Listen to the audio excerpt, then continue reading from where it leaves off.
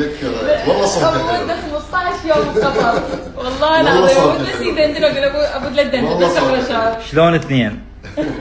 الشاعر الكبير وفاطمه اللي كلش استمتع من اسمع القاء مالتها مال الشعر، فخل استغل الفرصه واقروا لنا فد شيء. يا عمري مو انت قلت شلون اثنين؟ اي هسه شلون اكمل واحده من دول؟ ايه انا خسران دنيا الخاطر عيونك، هو الروح ضد الجابة عن النسيان، انت تخونها وما تعرف تخونك، المهم وياك اللي عتبه وقلب مكسور وظهر عودا انحنى وصواب بالجنحان. من تقول لي هم تقدر بدون تعيش، ما كنت تدري تقصد جايك هجران. انا عمري بغيبتك باقي له مشوارين، الدكتور مرة ومرة مرة الدفان. والله دايم خايف من نموتي هز دينا الزود، الهجر خلاني ثوب وذكريات انسان، يا سر كل ربع ساعة اريد احكي، وما ادري شلون اجر خانة النسيان. انا نقطة ضعف شاماتك الجنها اسرار، لين تنشاف بس من توقع القمصان. وين القاك؟ دورت السمر والبيض، ملهوف اعتنيهم بس صرت صرت فشلان. كل العاشروني فارقين وفارقين احباب ما نسوني عينك بس نسوا بي. دخيل الله الزلم من تعشق بلا بلا رأي راي ما تفرق على الماخوذة فصلية. الله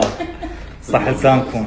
الله يسلمك. عيوني نورتوا. طبعا دائما تذكرني هي لسان قصيدة ناسية والله.